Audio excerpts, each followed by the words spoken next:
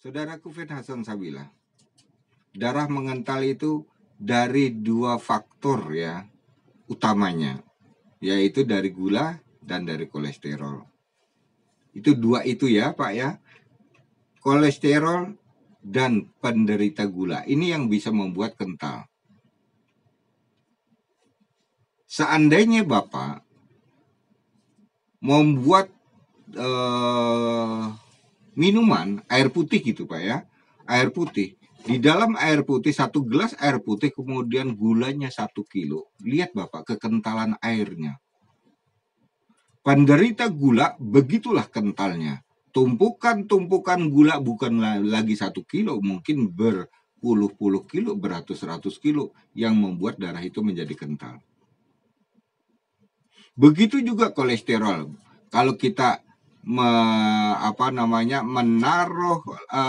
lemak di dalam air, kemudian kita aduk, begitu kentalnya air, bayangkan saja air itu seperti mentega. Dia bisa mengering, kering itu disebut plak. Terjadinya pengentalan darah antara kolesterol dengan gula, ini kalau bisa bersatu, ini cepat sekali terjadinya pecahnya pembuluh darah. Ini yang akan kita bahas. Bagaimana cara mengatasinya? Oke lah, nanti kita atasi ya. Bersama-sama kita belajar. Saudaraku Fit Hasan Sabila, pendukung-pendukung kentalnya darah, satu pendukungnya ya, ini hati-hati ya Ibu ya. Kalau sudah darah kita mengental, ini hati-hati. Satu, es. Ini berarti pantangan. Es harus dihindari bagi mereka yang sudah dinyatakan darahnya mengental. Yang kedua, soda. Yang ketiga, MSG atau penyedap-penyedap rasa. Yang keempat, pewarna. Yang kelima, kaldu. Yang keenam, santan. Nah, semua ini bisa kita cari, misalnya santan kan dari kelapa Bu ya. Santan itu kalau dia sudah diperas, direbus, atau dimasak itu menjadi santan. Kalau hanya kelapa diparut, diperas, tanpa direbus, ini belum menjadi santan Bu ya. Belum belum menjadi lemak jahat. Ya, misalnya Ibu beli cendol. Cendolnya merasnya hanya pakai air matang, tapi tidak direbus. Ini berarti aman. Ini bukan tergolong lemak jahat kalau yang biasa dipakai cendol. Ya, kalau sudah direbus sampai mendidih, sampai pecah, itu namanya lemak jahat. Ini yang tidak boleh. Nah, pendukung-pendukung yang tidak pernah kita kira-kira, tidak pernah kita prediksi, tidak pernah kita merasakan bahwa itu adalah penyebabnya, sering kita dapatkan yaitu jelantah. Orang kadang eman-eman dengan jelantah ini ya. Baik. Baru 4 kali, 4 kali, eman-eman dibuang. Kan duit ini kalau beli lagi. Padahal yang digoreng hanya telur 1. Ini nggak apa-apa lah 1. Pertama, sekali. 2 kali, 3 kali, 4 kali. Kebiasaan-kebiasaan ini membuat kita menjadi berpenyakit atau faktor-faktor pendukung kentalnya darah. Kalau darah itu kental, sama saja seperti Ibu mengalirkan air di dalam selang, kemudian air itu kental, maka tidak akan mengalir. Bukan sumbatan, ini baru pengentalan loh Bu ya. Ini bukan sumbatan. Jadi kalau kita dikasih obat penyumbatan atau dengan terapi penyumbatan, ini keliru. Ini baru mengental, artinya ini harus diencerkan. Apakah cukup diencerkan? Yang saya tahu, obat-obat yang biasa kita dapatkan itu adalah obat pengencer darah.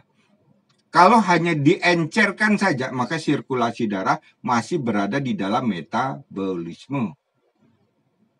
Bagaimana? Harusnya dibuang. Diencerkan dan disaring, kemudian dibuang. Melalui mana? Bisa melalui BAB, bisa melalui urin. Dua cara. Ya. Bagaimana caranya? Makanya nanti bersama Hasan Sabila pasti ada solusinya kok, pasti ada caranya. Kemudian penyebab darah itu mengental yang pertama adalah terlalu banyak obat kimia. Itu yang pertama.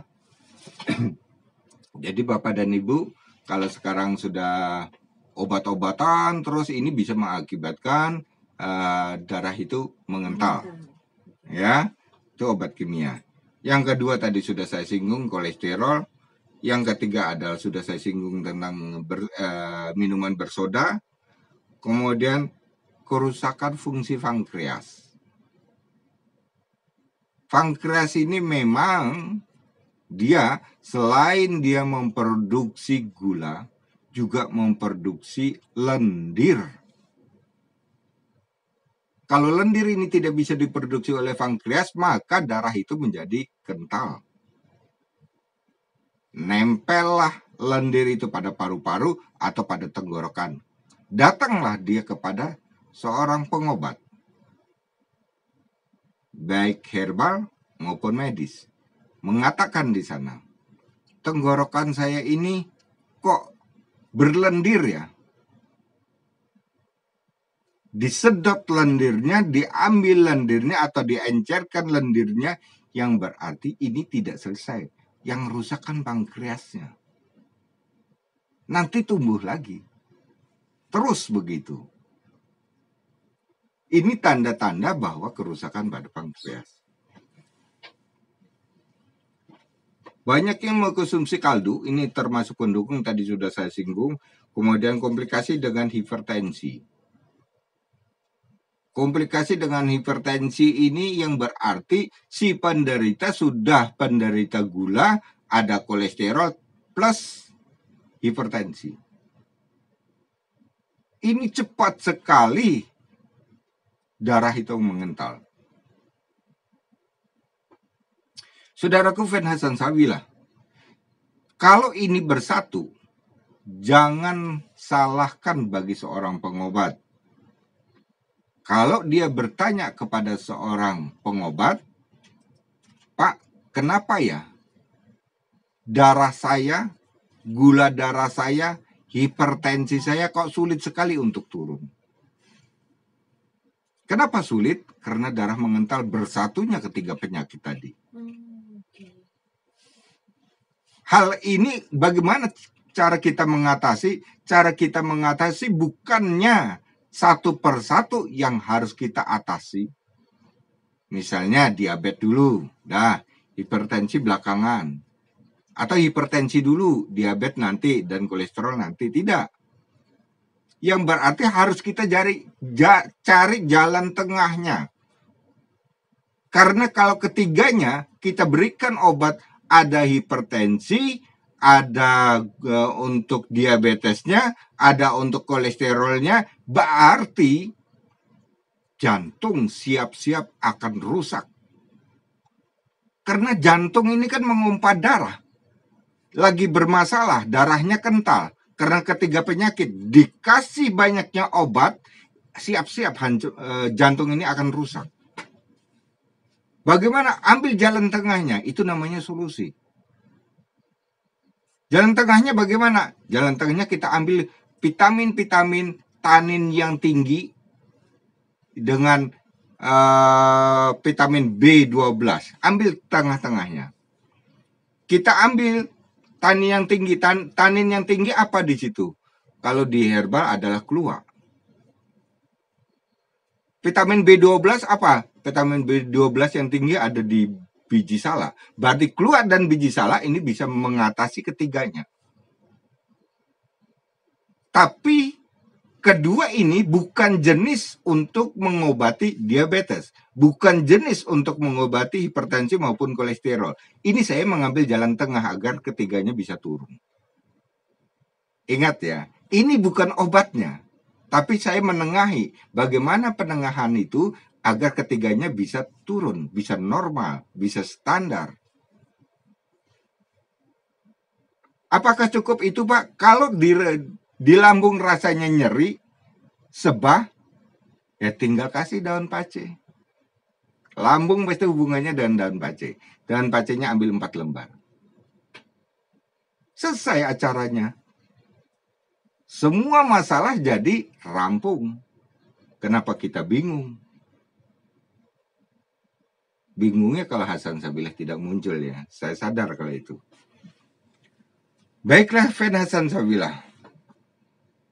Kemudian organ-organ, kalau memang kita sudah merasa bahwa pengentalan darah ini sudah muncul, maka ada beberapa organ yang mulai dirusak ya, termasuk juga jantung, ginjal, mata, kemudian tulang. Yang paling riskan adalah pembuluh darah.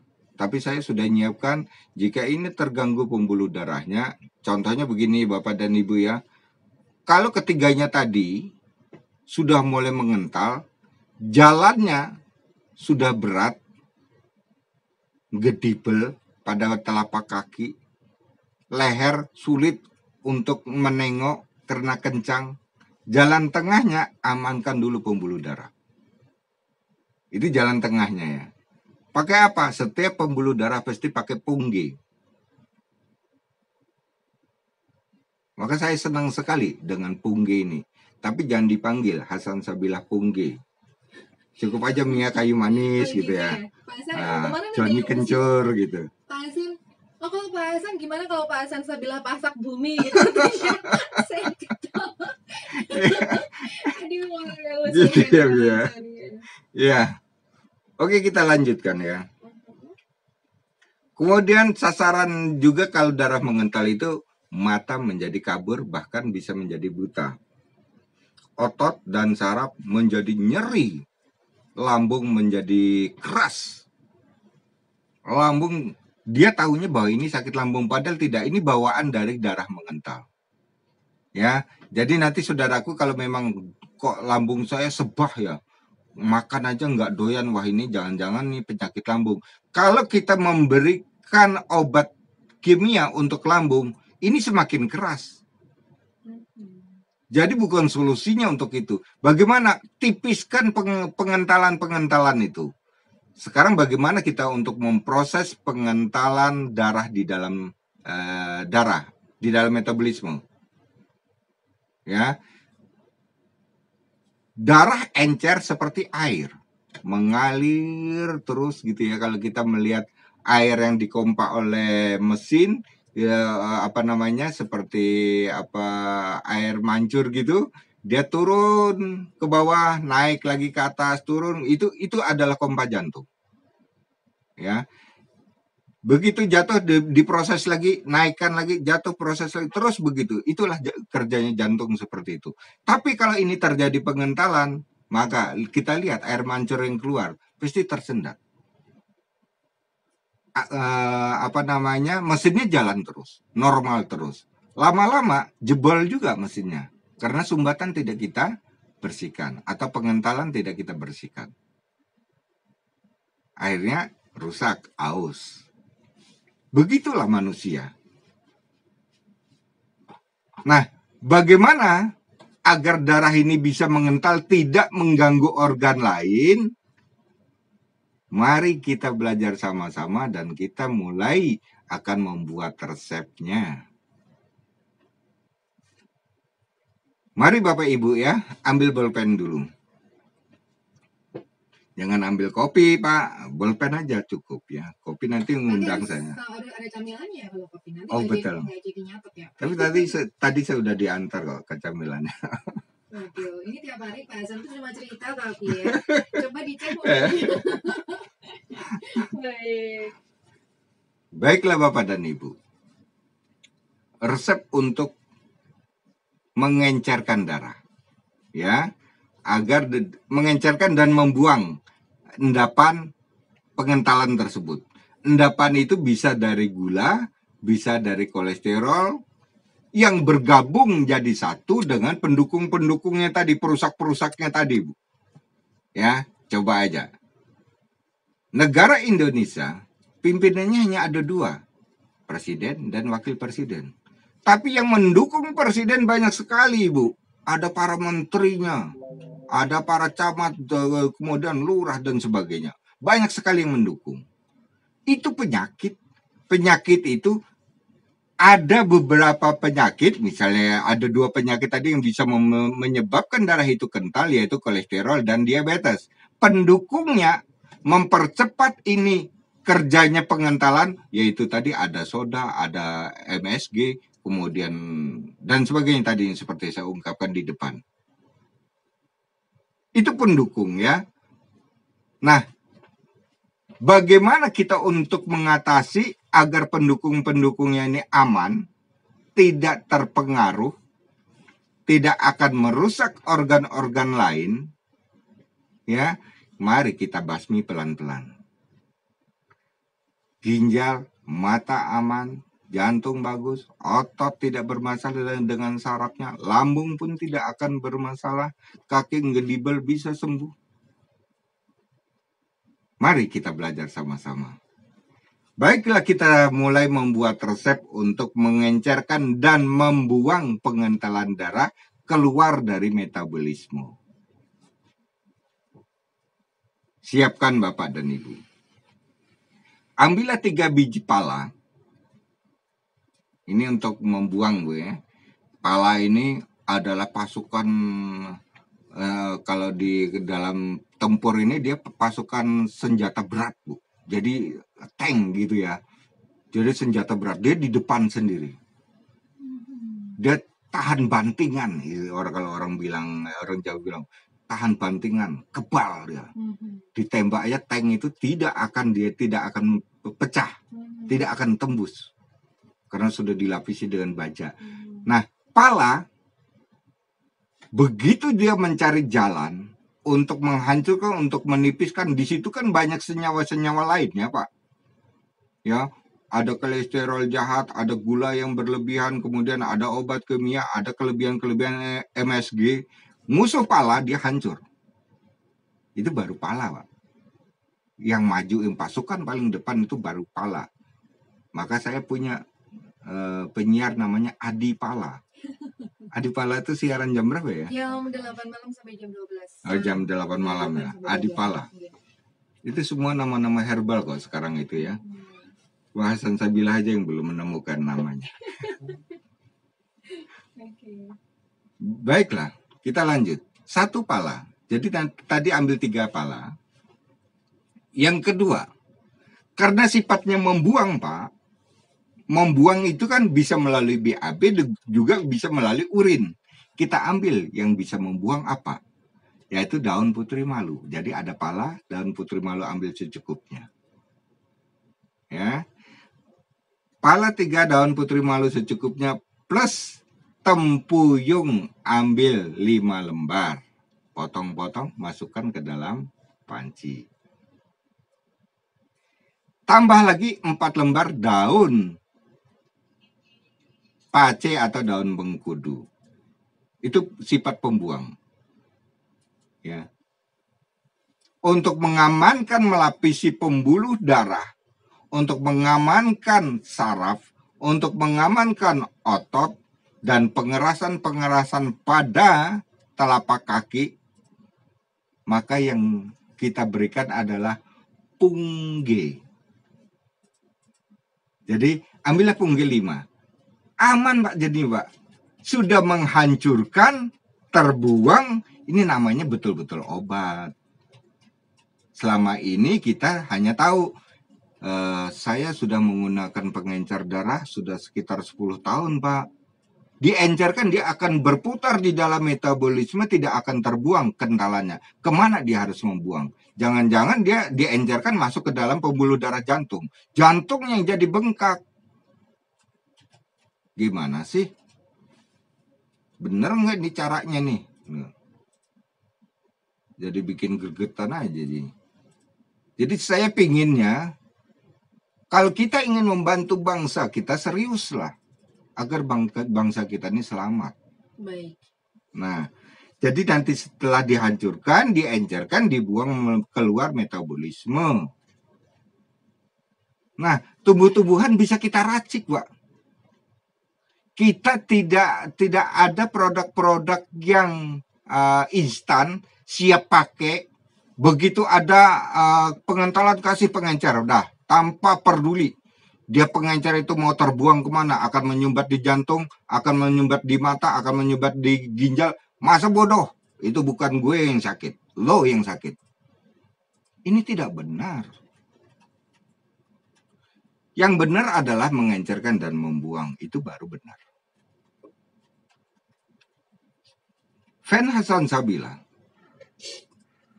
ternyata herbal itu bisa diutak-atik, kata orang Jawa ya. Utak-atik, oh anggo iki. Akhirnya kita sempurna di dalam cara mengobati. Nah, mempelajari ini tidak cukup setahun, 2 tahun, 3 tahun, 25 tahun untuk mempelajari itu. Coba, kajian saya 25 tahun, saya berikan cuma-cuma terhadap Fen Hasan Sabila. Ini luar biasa. Persahabatan kita Hasan Sabila dengan Fen-nya betul-betul menyatu tanpa hitungan nominal, tanpa hitungan capek, tanpa hitungan ilmu, ya. Eman-eman ilmu ini dineke. Enggak, Hasan Sabila tidak seperti itu. Karena harapannya ke depan Hasan Sabila pinginnya akan membawa doa-doa para fan Hasan Sabila selamat menuju dunia akhirat. Amin. Itu tujuan kita.